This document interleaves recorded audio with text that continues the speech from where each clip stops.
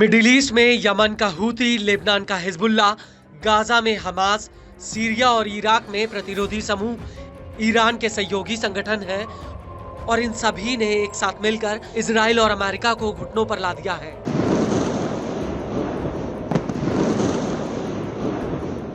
Lebanon में युद्ध विराम के बावजूद हिजबुल्लाह इजराइल से युद्ध के लिए पूरी तरह से तैयार है। वहीं अकेला हूती पूरे इजराइल में मिसाइल और ड्रोन हमले कर रहा है। हूती के हमलों की वजह से इजरायलियों की रातों की नींद हराम हो चुकी है। लेकिन इस सब के बीच डोनाल्ड ट्रंप 20 जनवरी 2025 को अमेरिका के राष्ट्रपति पद की शपथ लेने जा रहे हैं। We have to find out about Hezbollah. We have to find out about who exactly was in that hall. और ऐसा माना जा रहा है कि ट्रंप के व्हाइट हाउस में आने से पहले ईरान इजराइल के ऊपर एक बड़ा हमला कर सकता है। ईरान की रणनीति है कि वो इजराइल को अपने परमाणु ठिकानों तक आने से पहले ही रोक दे और इसी कड़ी में अब ईरानी सेना ने अपने नातंज परमाणु ठिकाने को महफूज करने के लिए एयर डिफेंस सिस्टम में नए एडवांस और घातक हथियारों को शामिल किया है।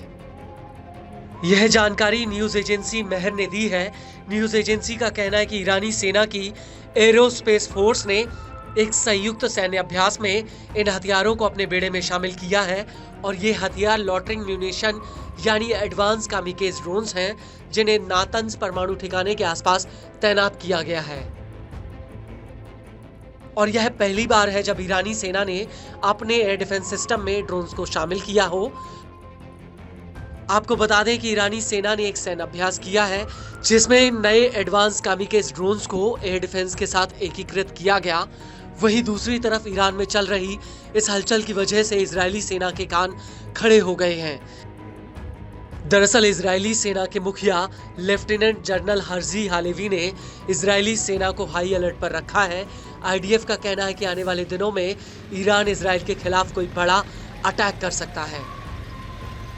इजरायली न्यूज एजेंसी वल्ला ने ये जानकारी दी है। न्यूज एजेंसी वल्ला का कहना है कि अज्ञात रक्षा सूत्रों ने उसे बताया कि ट्रंप के व्हाइट हाउस में वापसी से पहले ईरान इजराइल के खिलाफ एक हमला कर सकता है। वहीं दूसरी तरफ ईरान में जटिल और अप्रत्याशित हालातों को देखते हुए इजरायली सेना हर हालातों में ईरानी हमले से निपटने के लिए तैयार है। लेकिन बड़ी बात यह है कि अगर ईरान इजराइल के ऊपर फिर से सीधा हमला करता है तो यह अक्टूबर 2024 के बाद से अभी तक ईरान का तीसरा बड़ा हमला होगा।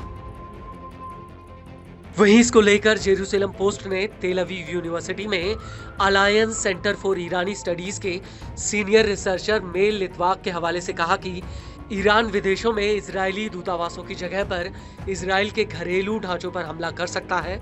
बड़ी बात यह है कि ईरान पहले से ही इजराइल पर तीसरा हमला करने की कसम खा चुका है। वहीं लित्वाक का कहना है कि इजराइल बिना अमेरिका की मदद के ईरान के हमलों से अपनी पूरी तरह से रक्षा नहीं कर सकता। ईरान के पास करीब 1000 से ज्यादा बैलिस्टिक मिसाइलें हैं और ऐसे में व्हाइट हाउस में सत्ता परिवर्तन के दौरान ईरान इसका फायदा उठा सकता है।